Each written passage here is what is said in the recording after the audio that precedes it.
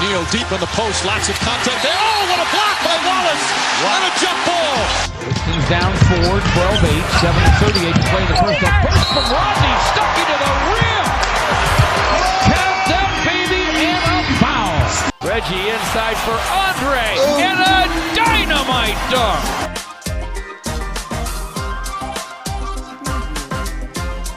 Hello, Pistons fans, and welcome to another edition of the Palace of Pistons podcast. We're previewing the NBA draft this week. It's going to be a deep dive into all the prospects the Pistons could consider taking in the 2019 NBA draft with the 15th pick in the first round. Maybe we'll get into some second round guys. Who knows? But got that coming. We got some NBA Finals talk coming. But it's Aaron Johnson here with you. Along with me is Ryan Paye. Brendan Johnson. Look, I told Brendan, hey, this is a big week for the pod. NBA draft preview. The Pistons could be trading this pick. They could be taking, a big name prospect. There's a lot that could happen. This is a big week for the pod. We need all hands on deck. We need everyone on the same page, ready to go to war on the podcast. And Brendan is a no-show. Brendan's off coaching his basketball team in Toledo, thinking he's a hot shot, top coach in the league. But we're just here trying to pod. Get him. I mean, this is ridiculous. Ridiculous. A huge week. Major week. Huge week for Pistons fans. Huge week for the NBA. Brendan, nowhere to be found. And the NBA Finals just ended, too. I mean, Brendan really just... We've got finals leading right into the NBA draft. Is he Nothing. Is he KDing us? Is he going somewhere else? No, he's going somewhere else. Well, I don't know. Maybe he's going... I don't know what other Pistons pod he could be going to, but... I mean, who knows? Maybe he could be transferring to another team.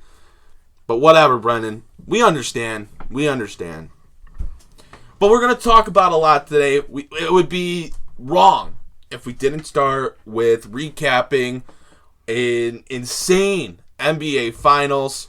But so many storylines coming from that. Juicy. Just so many. And the Raptors winning in 6. They picked up the win last night in a close game. But the Warriors were not at full health. Obviously, no Kevin Durant, who was out for Game 6 with a ruptured Achilles. But then Klay Thompson, who is having a great game. Game 6 Klay. Picking up for Steph Curry's slack. And the Warriors really not having anyone else that can score the ball, even though Andre Iguodala had a nice game. And Draymond, even though he doesn't score the ball, had a really good game. But, I mean, once you get past those 4 names, there's literally no one else that is really a viable contributor. And Thompson goes down. It was like a WWE thing where he left, he walked back to the locker room.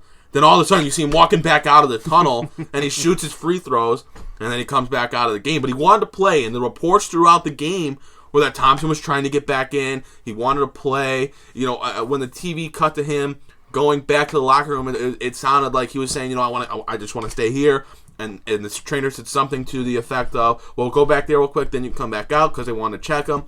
Well, and it turned out that Thompson suffered a torn Achilles. Torn ACL. ACL, yeah. It was Durant with the Achilles and Thompson with the ACL. So 2 big injuries for the Warriors. The Raptors win. Kawhi at the end doesn't seem necessarily like all Raptors-y. Kind of said this was great for the Raptors moving forward. He didn't say it was great for us moving forward. Maybe that's just nitpicking, but with all the speculation around Kawhi Leonard and what his future is, there's no way that he can just say that and people aren't going to react, aren't going to think that could mean something more than maybe just him talking in the heat of the moment. But at the end of the Warriors dynasty, I mean, the storylines just go on and on and on. As boxes fall on me from the Palace of Pistons studio, the storylines just continue to come from the NBA Finals, and I feel like the biggest thing, the Raptors actually winning the championship, is not getting as much attention as some of the other stuff. It's not, because there was just so much that went into this NBA Finals. No KD. KD trying for part of Game 5, but ending up tearing that Achilles. Klay Thompson. At one point, he was 8 for 12 with 28 points. He was efficient. He was carrying that team, only to go and tear his ACL. Terrible. Absolutely terrible. I mean, like I said last night, a champion is a champion is a champion, and I wouldn't apologize if it was my team who had won, but on that same front, I kind of feel gypped. I kind of feel ripped off. Injuries suck. Hey, the Raptors had injuries too. Kyle Lowry had his thumb issue. Anytime Kawhi Leonard wasn't running, he was heavy limping on that ankle. I get it. But those were two major injuries for Golden State that completely knocked them out of this series. Not to mention, they didn't have DeMarcus Cousins all year, only get him back to lose him to another injury, to finally get him back in the finals, and he was really absolutely awful because he had no rhythm. He was out of shape. He had no rhythm. He was just being thrown in there. Yeah. And then Kevon Looney, I'm not even sure if he could breathe most of the time he was out there. He looked like he was in constant, just keel over pain. I mean, he looked rough. He was giving it his all, but he looked in a bad way. So like I said, a champion is a champion is a champion, and it's awesome and good for Toronto. But man, put KD and Klay out there, and let's see who the real best team is. That's how I felt about that. No doubt. I don't disagree. That's how I felt about that. I don't disagree at all. I'm not going to take anything that the Raptors did away from them. They're the champions. They didn't have... Obviously, this is nowhere near not having a Durant or a Klay Thompson, but they didn't have OG Anunoby, who they really like and consider him a huge part of their core. They didn't want to trade him in the Kawhi Leonard trade, yada, yada, yada, but they didn't have him. But they went out, and for a team that kind of went through a lot. I mean, a new coach, having to deal with a new star who missed time during the season because he was rested throughout the season periodically. They made a trade at the deadline to bring in Marc Gasol. They traded some players that had been there for a while, and DeRozan and Valanciunas and DeLon Wright. I mean, they went through a lot, and for such a quick turnaround for them to be able to beat the Philadelphia 76ers, who had a good season and built a team that they believe was a championship contending team, for them to be able to beat them is a great accomplishment. And then they go out in the finals, and yes, they beat a Warriors team that wasn't at their best, but they still got the job done. So you can't take it away from them. But yeah, absolutely what I want to see, and I think everyone would want to see, the Raptors and the Warriors go at it at full strength on both sides. But these injuries now, do they at least have an effect on free agency? Does Kevin Durant's Achilles tear have an effect on free agency? Does Klay Thompson's Achilles tear have an effect on his free agency? ACL tear. You're addicted to the Achilles, man. Addicted to it. I feel like I'm just used to that. That's all you want. Is that Reggie Jackson's problem? Was that his Achilles? I think it was his, yeah. I had that implanted in my brain. You're an Achilles guy. You want career enders. That's what you're looking for. Wow. Whoa. But, okay, so Klay Thompson was ACL. Yes. Thank you. So, does Klay Thompson's Achilles tear... oh my God! Wow, see? He wants career enders. He's addicted to the Achilles. Whoa. So I will take it from here, because you're going to keep talking about it. Jeez. So Klay Thompson tore his ACL.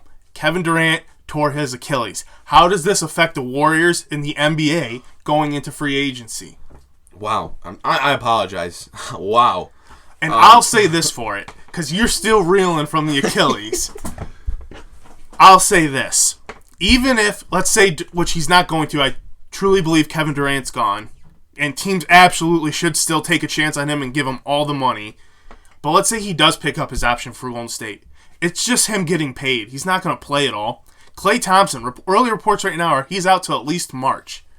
So, is this the end of the Warriors? Are they finished? Or are we just putting the pause button on the Warriors? Because without KD, without Klay, it's just going to be Steph and some guys right now. Sure, they can make some moves, absolutely. But are they going to give Boogie Cousins a big-time contract? It sounds like Andre Iguodala and Shaun Livingston might be retiring. Not that they're two major, huge, big-time factors, but Andre Iguodala is pretty important to this team.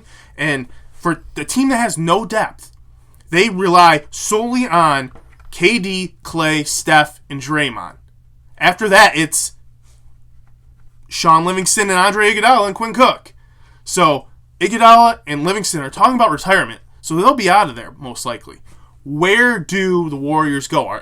They might not even make the playoffs next year. I don't think it's much of a stretch to say if Klay's gone for the whole year, you don't have KD, you don't bring back Boogie Cousins, you don't have Andre Iguodala, you don't have Shaun Livingston. Sure, some moves are going to be made, but we saw what they were when they were without KD and Klay.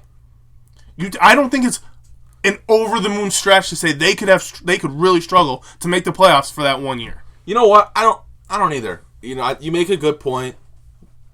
I don't know. I couldn't imagine a team with Steph and Draymond, and I still think they'll be able to pull off a couple small moves. I think they'll re-sign Clay. I don't know about Kevin Durant. I think the injury could maybe make him opt in for a year or just sign a 1-year deal outright. Or maybe he just is like, you know what? I got my rings here. I just want to go. I want to go, rehab. I want to do my own thing. I want to come back, and I want to kill the world. But either way, yeah, this is big for the Warriors because I think Clay's kind of a guarantee to come back. I think Clay's a guarantee to come back. But next year, how do they roster manage? Because they're still going to be in a terrible cap situation. For them, considering they're going to be paying max money to a guy that's not playing for them right now, and Thompson. I don't know how much salary relief Kevin Durant brings them because they were over the tax already. But maybe with Iguodala retiring and Livingston retiring, if they decide to, DeMarcus Cousins coming off the books, maybe they'll have a little bit more money. And I know they signed some other guys to some 1-year deals, your Jerebkos of the world, and guys deeper up down the bench, but. Are they going to be able to bring in maybe a decent level? Let's say, I don't know, a Marcus Morris type player in free agency? I don't know. I think if they are, that would very much so help them get to the playoffs because they're going to need more juice than just Curry and Draymond for pretty much the entire regular season. But this is really interesting, and I wasn't even thinking about the Warriors struggling to make the playoffs next year until you brought that up. Like that didn't even just cross my mind because it's like it's crazy to think about, right? The Warriors are top 2 seed. On the surface, that's an absolute ludicrous thing to say, but when you really think about it, either way, let's say KD does opt in. He's not playing at all next year. He's just getting paid. Klay Thompson, he resigns. He's not playing until March as of right now. So there's your 2 big-time scorers outside of Steph. Gone. And then you're relying on Draymond. We saw in these finals what relying on Draymond looks like. Mm-hmm. Sure, he put up 12 points and 18 boards, whatever it was, and he had 10 assists, but he also had 8 turnovers. Yeah. Everyone talks about how great of a passer he is. I just don't see it sometimes. He makes some terrible decisions. Terrible decisions. And with Iguodala and Livingston possibly leaving, Looney's a restricted free agent. Bogut's a free agent. I'm sure Jerebko was signed to a 1-year deal. I don't have that one off the top of my head. I don't know if Jordan Bell's restricted free agent this year. Maybe that's next year. But the Warriors could be going through a lot of roster change. And how does that affect their franchise? Does that mean it's the end of the dynasty? Even if they keep maybe the 3 big names of it, minus KD, who wasn't there from really the beginning, but came and cemented it as a dynasty? I think Stephen A. Smith said something interesting on SportsCenter last night. He said he doesn't think it's the end. He thinks you're going to be putting a pause on it. And I tend to agree with that. Next year is going to be a struggle for the Warriors. That's just a fact. Yes, they're going to make their moves in this offseason. They're not just going to not do anything.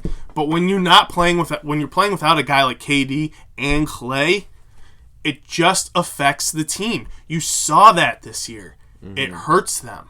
So, yes, maybe they could make the playoffs. Steph's no bum. Steph's a good player. They're going to put pieces around him.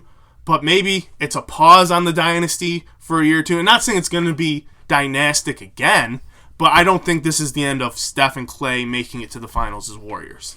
Is that a fair assessment? Yeah, I'm on the same page with you 100%. And I honestly think that might be a good point from Stephen A. Smith, who I don't always think makes I don't always think he makes good points either, but when he said that, I was like, you're absolutely right. So let's look at the Warriors going into free agency. Durant has his player option. Thompson's a free agent. There's about $25 million together in between Iguodala and Livingston's contract for next year. So that's another $25 million that if they both retire, the Warriors would have. So that would give them some cap space. But Cousins is a free agent. Bogut's a free agent. Jerebko's a free agent. Looney's a restricted free agent. Quinn Cook's a free agent. Jordan Bell I believe, would be a restricted free agent as well. And then coming off the books is about a little under $1 million for Jason Thompson, who I believe was a guy they bought out years and years ago. So a lot of roster changes could potentially roster be coming. overhaul could be quite possible for the Warriors. I mean, I didn't even think about Livingston at 33 retiring. But I didn't either, but he's mentioned it a few times. Yeah, and Iguodala is a guy that I feel like has talked about it a little more vocally about potentially hanging it up. He has as well. And they're due to pay him over $17 million next year, so that opens up some space for them if he decides to go. But then you got to factor in signing Clay to the max, which is going to be around, I think, $40 million. So that's a pretty big chunk of money, and that I think would immediately take away the majority of the cap space that they have. Yes. So I think if the Warriors were going to do anything, they'd love to know what Iguodala and Livingston are going to do, because then they can go out and sign, some unrestricted free agents, and then afterwards they can sign Clay and go in over the cap to sign Clay. So that's what the Warriors are going to be looking at in free agency. But just wow, what a crazy NBA Finals! And the attention wasn't even on really the end of the game; it was on all the other stuff that came with it. Seriously, this was one of the most outrageous NBA Finals in the longest time. The quality of play was fantastic. The high level, the games were awesome. But the storylines just overtook it. They just overtook it. It was, I don't know, it was just, my goodness. Here we are breaking down the Warriors and what they're going to do with their roster in the offseason. But speaking of the offseason, before we get to the Pistons, which we're about to get to, how about Woj last night dropping that bomb as soon as the buzzer went off that the Washington Wizards are planning on offering upwards of $10 million a year to Masai Ujiri to run the show in Washington. Look, the Wizards are so desperate. They've been denied and denied and denied, and they have not run a good franchise in however many years. And Masai Ujiri better not go there. I know some are saying he's accomplished everything you want to accomplish in Toronto. Why doesn't he go somewhere else and try something new? How about the guy just settles down and continues to win? Tries to build his own dynasty. I mean, he's had a lot of success. Why would he want to go to such a bad franchise that, in all reality, if he doesn't bring good results in a year or two, they probably put him on the hot seat. Why would he want to put himself in that situation? And when the Wizards tell him, "Oh, we want to win," and Masai Ujiri is left with the corpse of John Wall, obviously Bradley Beal, and then their free agents are Bobby Portis and Jabari Parker, and they're just in no position to actually win, and he doesn't do that, he's going to get put on the hot seat, and that just makes no sense whatsoever. Look, if he wants to go somewhere else, fine. Go somewhere else. But for his own sanity and for his own job security, he should not go to Washington. You said it all, Aaron. I couldn't agree more with you. Do not go to Washington, Masai Ujiri. Stay in Toronto. Do your thing up there. But now, we are less than a week away from the NBA draft. And your Detroit Pistons are on the clock at 15. They have a lot of needs they need to fill. A lot of spots that really need retooling on this roster. But before we get into the breakdown, Aaron, of players, Aaron, I want to know how are your position ranks breakdown? Are you big guy first, point guard second, wing third, wing first, point guard second, big man third? What are your team needs going into this draft? Okay, so for me, I think I've made it pretty clear, whether it be on Twitter, whether it be in the Cam Johnson video that was posted on the new Palace of Pistons YouTube page yesterday. So you should go check that out. I did a great video breakdown. We're going to have video content coming from Palace of Pistons now. Again, check us out on YouTube. Our username is Palace of Pistons, so go subscribe, watch the video, leave a like, all that good stuff. But it's a wing. The Pistons need a wing so bad. They have to take one in the draft because they need to get one for cheap. And they need to try to find someone that can contribute right now, and they can do that at 15. There are a couple wings out there at 15 that the Pistons could get some production from. But if I had to go by position, it's got to be wing, point guard, and then a backup big. I guess it can be either a backup 4 or a backup 5 because the Pistons could play Thon at either position. I don't know what their intentions are, if they want to play him as a 4, if they want to play him as a 5. They've kind of split on that throughout his time last season with the Pistons. So I think he could play either way. So maybe it's a case where depending on the prospect available, the Pistons go with, all right, we're going to take him, and that means Don's going to be a 5. Or if they take a 5, Don's going to be a 4. I don't know. But a backup big is the lowest on my list in priorities for the Pistons in the draft, because I also think they can get one for cheap in free agency. So it's wing, point guard, and then big. This is something that can be so debated so much, and I've gone back and forth on it a little bit a few weeks back, but as more and more of time have gone on, I'm with you on the wing. They need to add size and depth for cheap on the wing. They need a shooter, a guy who can play some defense, who has length. I'm in complete agreement. And then, once again, I agree, point guard second, which is crazy, because a few weeks ago I was all about the backup big, because I really want a solid backup big on this team. You just want Bruno Fernando. I do. I like Bruno Fernando, but at the same time, you're right. You're right. The wing is so crucially important, and getting a backup point guard if you're not bringing back Ish Smith is also crucially important. With that being said, let's get into some players that the Pistons could be drafting at 15. And we'll start right away with Aaron's favorite player, maybe in the entire world in the history of basketball. And he did do that video breakdown for him on our new Palace of Pistons YouTube page. Like he just said, seriously, go watch it. He's going to do a little bit of a breakdown right now, but he did a great breakdown of this player on that video. Watch it. Subscribe to our page like Aaron said. Like it. Comment on it. Do all the things, because it's a great video and it's going to keep coming. Aaron's going to keep putting those kind of videos out. Our website, our team, we're going to keep putting those type of videos out. But anyway, Aaron, Cam Johnson at 15 for the Pistons. Okay, so I'm not going to give the full breakdown. I want you to go check out the YouTube video for it, but I'm going to give you my top things, right? Look, the Pistons, I get it. You want to draft it, and in the draft, you try to draft that next big player, that next star. You try to get lucky. You don't do that when Cam Johnson's on the board. He's never going to be a star in the NBA, and that's fine. The Pistons are looking to win now with Blake Griffin playing elite basketball. They're trying to fit under Blake Griffin's timeline. Cam Johnson is never going to be a star, but he's 23 years old, and it can come in right away and be a good role player. He could even start for the Pistons. The best shooter in the Atlantic Coast Conference, the best shooter in college basketball. It's a hand-in-glove fit with the Pistons on that side of the floor. Ranked in the 97th percentile in catch and shoot and spot up three-pointers. Hit shots off the dribble at a good percentage. It all makes sense. It all makes sense. And he's 6'9". He actually gives the Pistons some size on the wing. Not the best defender. He's not strong. He's not as strong as he needs to be, and he's not as quick as he needs to be. But you're never going to draft the perfect prospect, especially at 15, especially when Cam Johnson really isn't considered to be drafted until really the 20s, and that might even be a reach. I don't care that it's a reach. The Pistons need shooting, they need size on the wing, and they need guys that are conducive to winning right now, and that's Cam Johnson, plain and simple. That should be their pick. Here's how polarizing Cam Johnson is in terms of where he's going to be taken. I've seen mock drafts, which, can you really trust a mock draft? Who knows? I've seen mock drafts with Cam Johnson going as high as 17.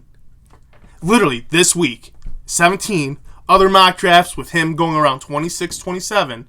Other mock drafts with him still going 4 or 5 picks into the second round. That's how polarizing it is. No one can seem to agree on Cam Johnson. But I do agree with you in the fact that he is a great fit for Detroit. He's a hell of a shooter. Not the best defender. Like you said, he needs to work on his upper body strength and his lower body strength to play defense. But that's what a pro strength system's all about. That's what NBA strength system's all about. Prospect comes in and is built. It's not, that shouldn't steer you away from going after a guy like Cam Johnson. Do the Pistons take him at 15? Do they try to trade back a little bit? Who knows? A lot of things can go into that. But Cam Johnson is a good fit for the Pistons, and I do agree with you there. Next one we're going to get into. Hold up. You mentioned the trade back. Yeah. I bet Boston would want to trade up. Why wouldn't Boston want to trade up? Boston's got, a slew of picks that they could put together. Mm-hmm. If Detroit wants to move back to 20, I'm sure Cam would still be available at 20. I'm sure he will be. And they could probably get the 20th pick, and I know Boston has a bunch of picks. I'm sure they have second-round picks, or if they want to trade a future pick. For Boston to be able to move up, and you know that they have a really big offseason coming up, maybe they want to take a shot at a Kevin Porter or a Romeo Langford, right? And they want to take that gamble. Maybe they want to go get Nickeil Alexander-Walker, like combo guard spot for him. whoever. Maybe they want to trade up. They want to make sure they get a guy that they like, and Danny Ainge is willing to part with an asset for once and make a move. And then that gives the Pistons the ability to still draft Johnson, most likely, and they'll have another asset to work with. This is a great conversation to have about trading back, especially with Boston. But something you got to hold on with Boston is that Danny Ainge is still seemingly all in on trying to go get AD. Is that going to happen? No, probably not. But even Rich Paul even said, sure, I mean, if the trade happens, it's a one-year deal and he's bouncing. But reports are saying that Danny Ainge wants to try to pull the Kawhi on AD and try to convince him throughout the year to stay. So it'll be interesting to see what Boston does. But I do like the idea of trading back from them. They have so many assets. Danny Ainge has to let go of one at some point, right? Mm-hmm. At some point. Maybe you can steal a second-round pick from Atlanta, move 2 spots back. Atlanta's got 6 picks in this draft, 3 in the first round, 3 in the second round. I'm sure, if they can move up 2 spots for maybe the 17th pick and that maybe second to last or last second-round pick, they would do that. I mean, they're not going to use all 6 picks. They won't. No, they will absolutely not. They'll be making moves on draft night. So that could be a potential move if you want to trade 2 spots back, and I'm sure Atlanta would be willing to trade 2 spots up. They're always looking for guys on the wing. I think they'd love a Romeo Langford or Kevin Porter for the same reasons. You hit on one of those guys, and when you have 3 first-round picks, you can take that risk, especially when that's your last first-round pick. Because they have 8 and 10. So they can draft guys they really like at 8 and 10, and they can still take a shot at 15 if they want to trade up there for a Porter or maybe a Nasir Little. But those are 2 teams that I really think, if the Pistons, if I was running the Pistons and I wanted to get Cam Johnson, which I think the Pistons should want to do, I would be calling those teams and seeing how open they are to a trade like that. All right. Staying on the wing. We're going to stay here for a little bit because we've both deemed it as the most necessary need to fill in this draft. Next prospect, Romeo Langford. Aaron, tell me how you feel. Okay, so at first, was not a fan of Langford whatsoever. I mean, you look at his shooting percentage, 27% from the three-point line. Doesn't that tell you everything you need to know? But he was playing it with the bad thumb in his shooting hand, so that obviously has an effect on it. You look at some of the other attributes and other skills he has. He's got, good size, gets to the rim really well, has a good handle for a wing, could be, a ball handler, even though he's a small forward shooting guard at the NBA level. But the shooting just really worries me. And I look at a Pistons team that needs shooting so bad, and I just don't know if I buy it with Romeo Langford. I don't know if that shot is somehow there. I don't know if that hand injury was really the end-all, be-all with his shooting woes. And that scares me. But there's just a lot of buzz around him for the season that he had. And he's been heavily linked to the Pistons to the point where it wouldn't surprise me if he ends up being on the Pistons on June 20th. It'd be more surprising if they didn't take him at this point. Honestly. Because with all the smoke. Every mock draft has Langford going to Detroit. Where there's smoke, there's fire. And there's so much smoke just billowing out about Romeo Langford and the Pistons. Being a guy who watches a lot of Big Ten and college basketball, let me tell you, I am not crazy about the Romeo Langford pick. And if it ends up being the pick, I hope to God I'm wrong. But like you said, the shooting woes are just almost too much. Yes, injured thumb on the shooting finger. I get it. But my goodness, the shooting was just poor this season. I've watched a lot of Romeo Langford. Sure, he had a lot of pressure on him at Indiana. Maybe more pressure than any player in Indiana history. I mean, it was crazy. Hometown hero. It was an absurd amount put on him. But at the same time, there really wasn't anything impressive about him. Physically, he would get it taken to him, dominated. Not a great defender. His shooting was poor. I mean, he can create his own offense. He can get to the rim, but he still needs to work on finishing at the rim. I don't know. If that's the pick, I'm going to be less than enthused. I could understand it from Detroit's perspective, right? Because he's a guy that has that, maybe not star, but high potential allure. And this was a guy who was going to be a top 3 pick when he was in high school. Yeah, this was one of the top recruits in the nation. It was. And he had a lot of pressure on him at Indiana. He was literally supposed to return Indiana to glory in 1 year. That's how much pressure he had on him. And then he had the injury. And is that enough that when you look at the tape and you don't see everything you want to see, do you find yourself thinking, well, now that his hand is better, he goes into a situation where he's not the guy, he's more of a role player, at least at the beginning. What is that enough for you to think he's going to be better than what he was in college? I don't know. I don't think it's the best pick for the Pistons, but it's certainly not the worst pick for the Pistons. And I'll tell you who the worst pick is for the Pistons with this next guy. I believe we're going to talk about it. For oh yeah, you know exactly where I'm going with this next one. Like I said, we're staying on the wing. Another name I've seen linked to the Pistons, who I don't believe I'm a fan of. I believe you're not a fan of. Kevin Porter. Ew. Gross. Not for the Pistons. Look, if you want to take a gamble on a guy that has maybe that star potential in the mid-teens, early 20s, fine. Take Kevin Porter. But I've watched enough film on him. I've read enough about him. His stats really don't jump off the page at you. 41% from the three-point line. Yeah, that's good, but he came off the bench, and it's not like that three-pointers, he took a ton. He only took 68 three-pointers last year. Yeah, so there you go. So there's your sample size, right? That's not all that much. Doesn't have a good shot. Really shooting-wise, his shooting mechanics are awful. He had his off-the-court issues where he was suspended. Not necessarily a great fit for the Pistons on the court-wise because he's only 6'5". He's definitely more of a 2 than he is a 3.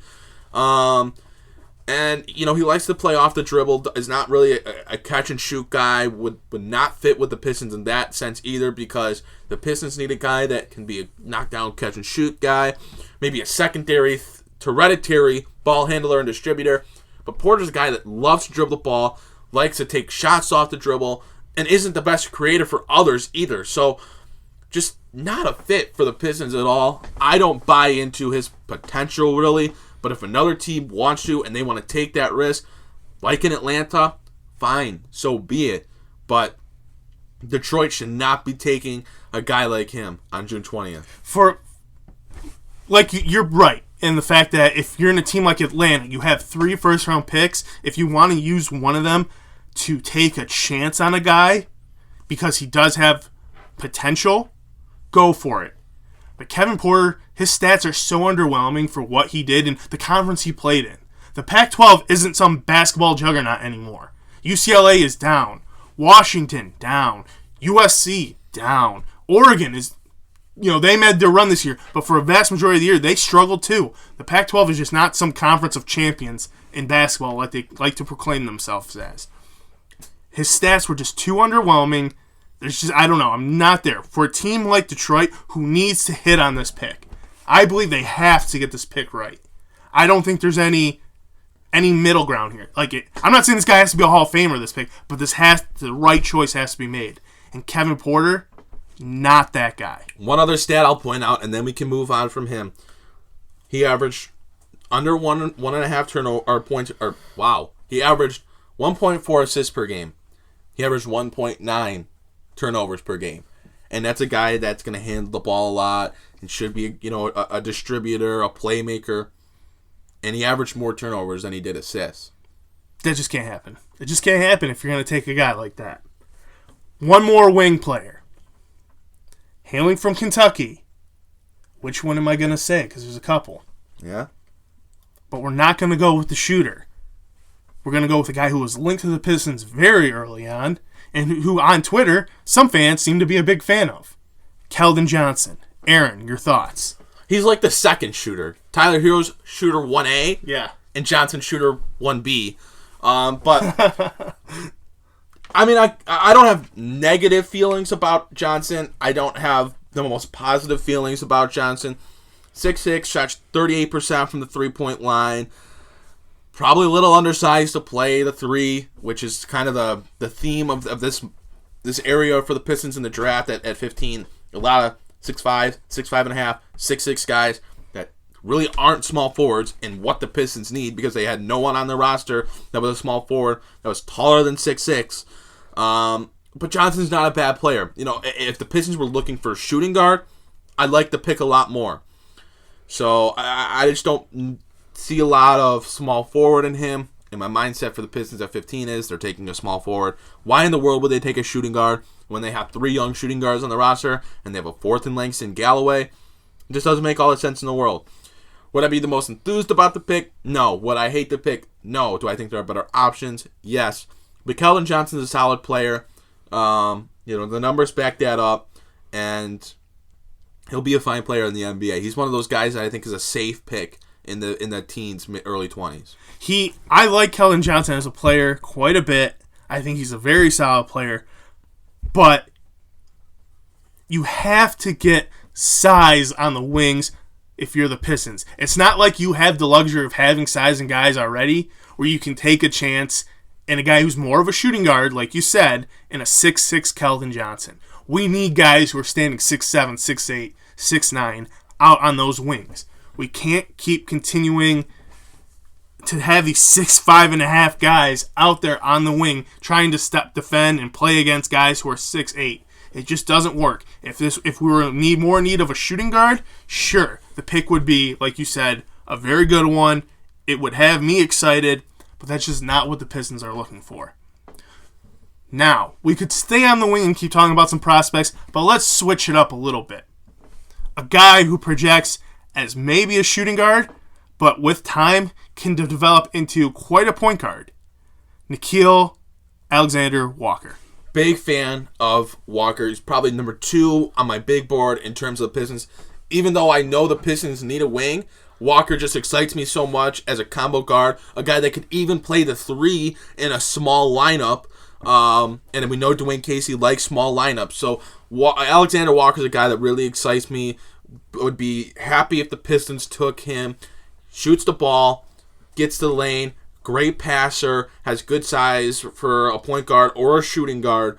I just think there's a lot to like about him, and I think he would be able to contribute right away. I also like the idea of, with Reggie Jackson coming off the books next year, getting in a young guy and seeing what he can do and seeing if he maybe has that potential to become your next starting point guard if the Pistons are to move on from Jackson. And if Walker shows that he has that, then the Pistons don't have to spend at point guard, and they can go spend their money somewhere else in free agency next year. I like him. The stats back up that he's a good player. And I would not be mad if the Pistons took him whatsoever. Like I said, number 2 on my board. I think Walker is oozing with potential. He played for Buzz Williams at Virginia Tech, and you didn't get to see everything he could do in that type of system. Bring him into the NBA.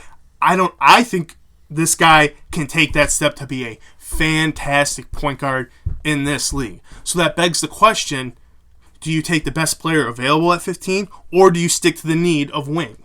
Because if you're taking the best player available and Alexander Walker's there, how can you pass on Walker Alexander? I don't know if you can.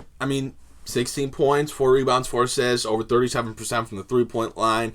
Those stats bear out that he was a good player at the college level. When you look at his size, when you look at the talk around him, people believe there's something there in him, right? And people believe he can be a good player.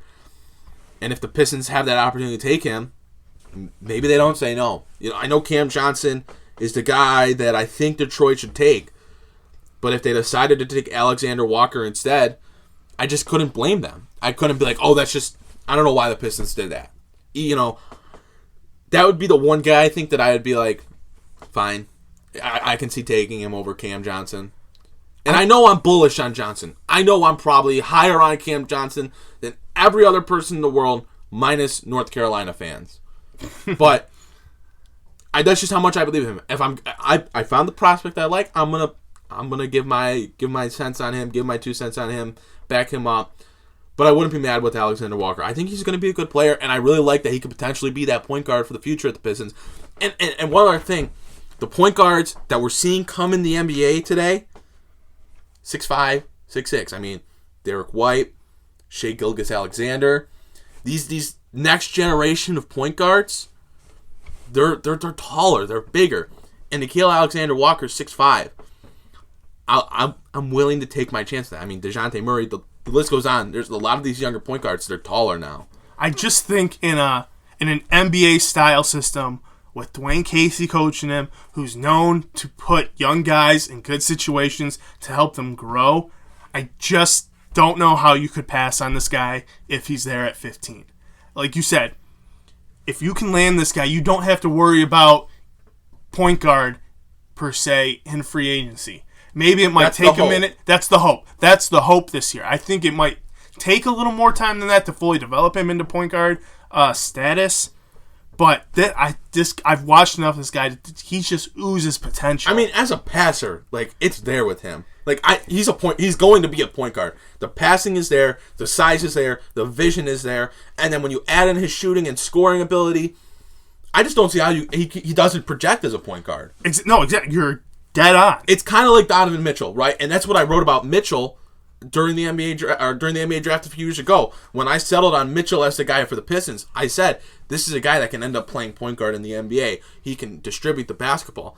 And not that I think Alexander Walker is going to be as good as Mitchell, but I kind of see the same thing, where maybe he was more of a combo guard there because Virginia Tech had Justin Robinson, who was the point guard, and, you know, by nature, by his size, he was the point guard.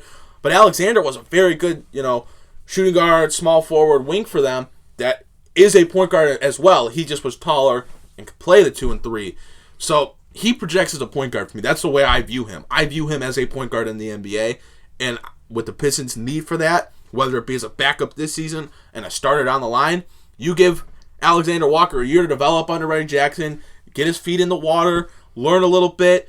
Maybe don't throw him in right away as a starter, and then next year he'll be ready. You know, and that's the hope for the Pistons, and that'd be a fine pick.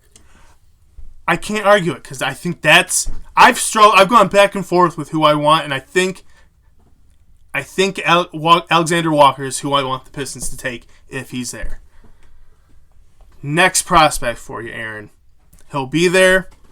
His name has not been linked to the Pistons at all, but he's an intriguing prospect. I know you really liked him when he was at Kentucky, P.J. Washington. Yeah, I like Washington, and the problem is some are projecting him as a small forward.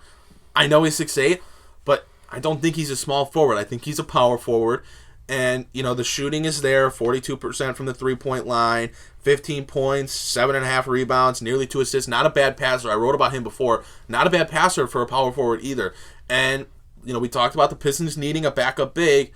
Johnson could be that if you're willing to develop Thon Maker as your backup 5, or I guess if you want to spend money and maybe move on from Maker and get a different backup 5, so be it.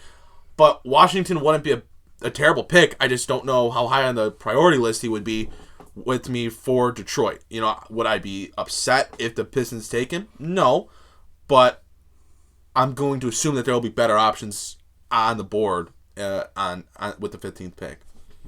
Speaking of big men, a guy that some Pistons fans seem to like, a name I've seen mocked to the Pistons a few months or some time ago, not most recently. Bol Bol. Can you imagine a backup duo of Thon Maker and Bol Bol? Two guys that weigh 150. 14.5 feet between them, 300 pounds combined. I mean, look, he's coming off a big injury, and for a big man, for literally a big man at, what, is he, 7'2"? 7'2", I believe it is. You know, 7'2", 208. You're coming off as big of an injury as that. Do you want to risk the 15th pick for him? Like we said, the Pistons, they need to hit on this pick. They need to get a contributor. I don't know if Bol Bol's that guy, although he was productive in college before he got hurt. That injury is going to kind of stay with him for a bit, you know? So I don't necessarily love that. And I don't know how high he's getting mocked right now. I know I've seen him, you know, earlier in the year before he got hurt, he was considered a lottery pick, top 10 pick. Then he got hurt and he fell all the way to the second round. Now he's kind of trending in the late teens, early 20s, late 20s. But back in that first round talk, I just don't think that's a good move for the Pistons. That's another move that, you know, a team that has those multiple picks hey, Atlanta, they could take a shot at him.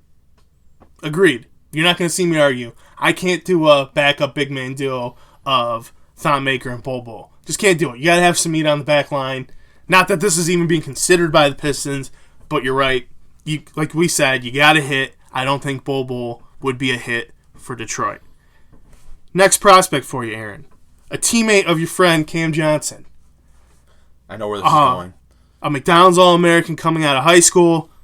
One guy like Romeo Langford was considered a top 3 pick at the time coming out of high school. Had his struggles at North Carolina. He's only 6'4.5", 6'5", but he's got a wingspan of 7'1". Nasir Little. I swear Stanley Johnson was drafted in 2015. I just don't know how he's eligible for the draft again. That just doesn't make any sense. This guy's... Look, he just screams Stanley Johnson 2.0 to me. He's got maybe the best build in the draft. He's a great defender at the college level, but he has nowhere near of a complete offensive game. He has a terrible jump shot, whether it be through the mechanics or the shooting percentage. It doesn't bear itself out. He's Stanley Johnson 2.0. And look, I liked Stanley Johnson a lot when the Pistons drafted him, but I learned from my mistakes. I'm not buying into that again. So I'm out on Nasir Little. Thank you. I needed somebody to say it, and I wasn't sure if it was going to be you, but Stanley Johnson 2.0. I cannot live with a Nasir Little pick. I would be frustrated and angry and pissed off if that was the pick. He's right behind Kevin Porter for me on guys that I just want the Pistons to stay away from. Yes. Kevin Porter, thank you. And then literally right there, there's no space, it's Nasir Little. I'm not buying into that again. I made my mistake in 2015. I'm a grown man now. I'm not making that mistake again. I'm a grown-ass man. You loved Stanley Johnson for years. Hey, I believed in him up until he got traded, pretty much. I wavered on him at the beginning of the season. Then he played hot basketball. I'm like, oh, you guys, here he is. This is the final version of Stanley Johnson. And then he came back down to earth, and here we are. And here we are. Next, I'm going to hit you with 2 prospects. Guys who very, very, very most likely won't be there when the Pistons are drafting 15. But what have we learned over the years? The NBA draft is anarchy. You really don't know what could happen. Anybody, anytime could slide. You just don't know. So 2 guys who you never know. They may be there on some whim, some crazy thing that happens in the draft. Sekou Doumbouya and Rui Hachimura. On Doumbouya, I think the shot can develop. I know he shot the ball hot in his final games in international play. Other stats, his size bears out that this is a guy that has the intrigue. That's why he's being mocked in the top 10. I'm out on Rui Hachimura because I don't know about his fit in the NBA. I don't know about his position. He's not quick enough to play the 3, not necessarily big enough to play the 4 or the 5. So I just don't know if he fits with the Pistons. And for that, I'm out on him. Fair enough. If Doumbouya is there, which he won't be, but if the Pistons didn't take him, once again, I'd be very angry. I think that's a guy who has big-time potential. He needs a few, but at the same time, he's a developmental prospect. He's going to need a few years to get it going. He's the youngest prospect in this draft. He just turned 18 or something. He's got to work on his shot, but at 6'9", 210, he's still developing physically. I know right now he's listed at the power forward position, but there are quite a few people who think this is a big, long, small forward wing type player in this league once he develops his shot, and I'm on board with it. I was a big Rui Hachimura guy early on in the year. Would have loved to see the Pistons get him, but as time has gone on, you're right about him, Aaron. He just seems a little too slow to play the 3 right now, and his size isn't there to play the 4 necessarily. So with that, if he was there and the Pistons took him, I don't think I'd be terribly upset, but at the same time, I don't know how in a Rui Hachimura I am anymore. Yeah, it's a guy that he's a good college player. I don't know if he's a good NBA player. Fair enough. I don't know if he has the NBA body, the fair. NBA skill sets, the NBA intangibles to succeed at that level. That's fair. So, we've talked about quite a few guys in the first round. who we like, who we don't like.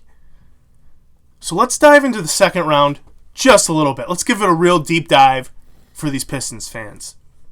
Cam Reddish in the second round? Cam Reddish in the second round. I mean Cam Johnson. Cam Johnson in the second round. Because he's still being mocked in the second round for some reason. Like, he isn't one of the better players in this draft. I know. I'm going to keep beating that horse. So, I know you are. You'll never stop. This is something we've seen on Twitter a lot with the Pistons when they release their workouts for prospects they're bringing in. It seems to be a lot of second-round guys. Guys who, the second round is so hard to predict, really, but we'll go with some prospects. If you know anything about them, let's go on. Who do you like? Well, before I give you a name, who do you want to talk about? Okay, second-round guys that, may be there for the Pistons, may not be. Dylan Windler I like a lot. That guy that can play the three for the Pistons, really good shooter. He's tall, he rebounds, can handle it a little bit. Not the best ball handler, but, hey, he's got to have flaws if he's going to be there in the second round. Kyle Guy wouldn't be the worst pick for the Pistons. I don't love a lot of these prospects in the second round. I'll give you one. Darius Paisley. Intriguing as hell. Okay. I know he worked out with Detroit. I know there's some intrigue around him. If the Pistons want to take a shot, why not? Big time prospect coming out of high school. Big time. Decided he wasn't going to go to Syracuse anymore. Got out of his commitment. Was going to play in the G League, and then decided not to play in the G League and take a year off and just train. Sure. Interesting guy. You can take a shot on a guy like that in the second round. Ty Jerome, if he's there. Ty Jerome. Don't think he will be, but I would be very happy with that pick. Another bigger guy that can play the point guard spot, shoots the ball pretty freaking well. Maybe if Carson Edwards is there, I don't know if he'll still be there. I'm sure he's a guy that, with the tournament he had, moved himself into that late first round, very early, first 2-3 picks in the second round kind of guy. But if he's there, I'd like him. But there's just not a ton of guys I love in the second round, not a ton of guys I really like.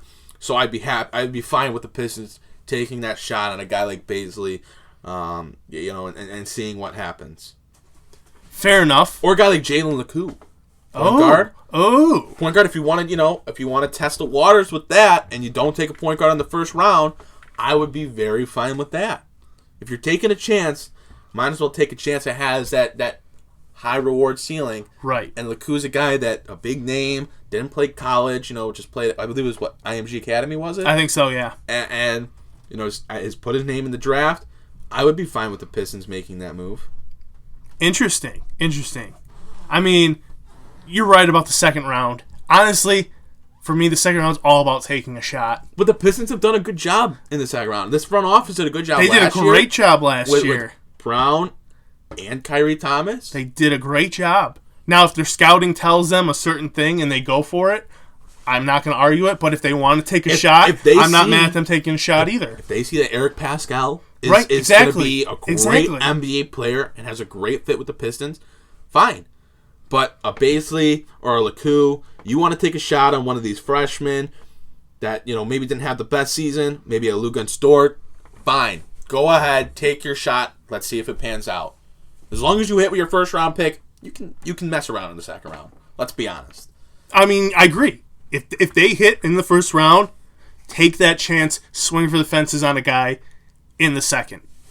One final thing I want to talk about. Circling back to, we've seen the Pistons release the names of guys they've brought in for workouts on Twitter and different social media.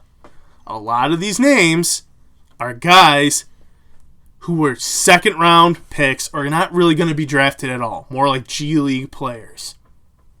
And that begs the question, what is going on in the front office?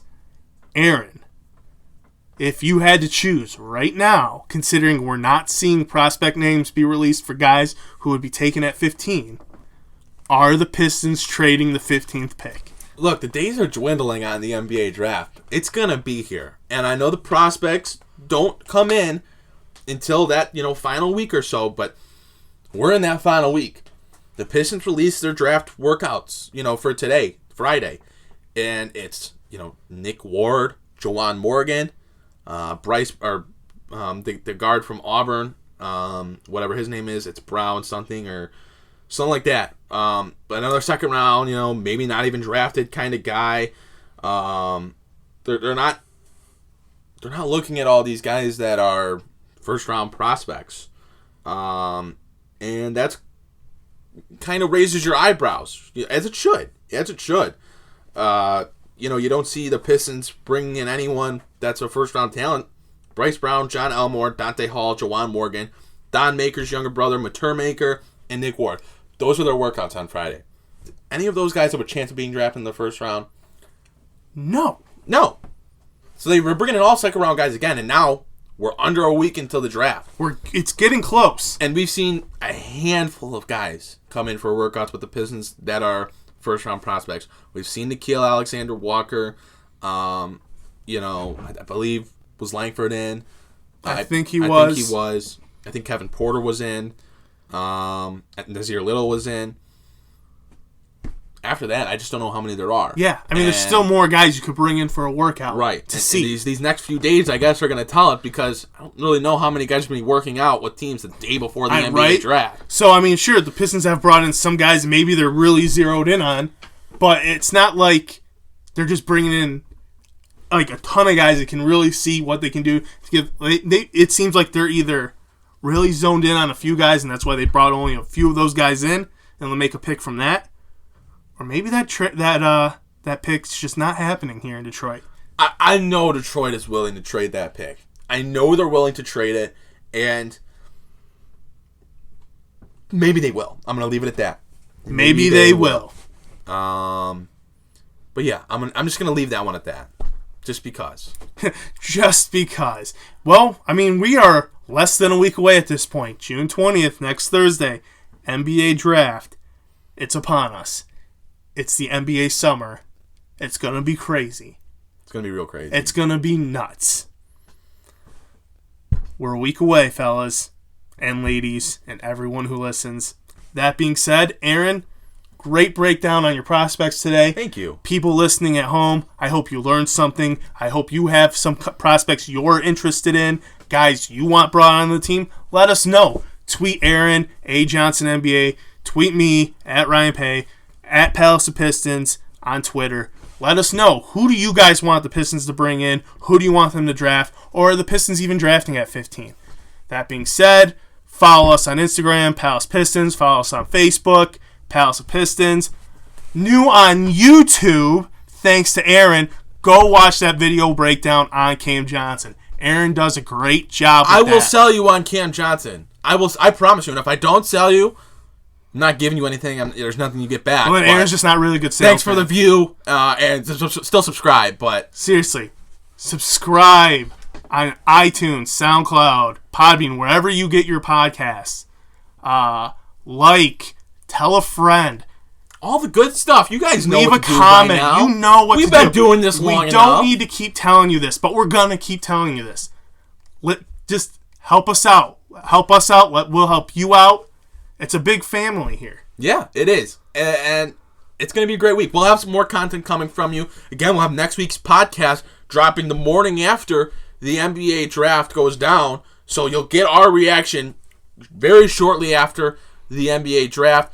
I hope the Pistons make a good pick. They don't spoil my birthday on Friday, where it's going to be a bad podcast. But, hey, maybe Brennan will even join us next week. Hey, who knows? Maybe he'll decide to show up. Yeah. Probably not, but hey, that's fine. No, wait. We'll see if Brennan shows up. That's our cliffhanger. It's not who the Pistons draft. It's not the Pistons trade the pick. We'll see next week if Brendan Johnson joins the Palace of Pistons podcast once again here on the Palace of Pistons podcast. See you on Friday next week.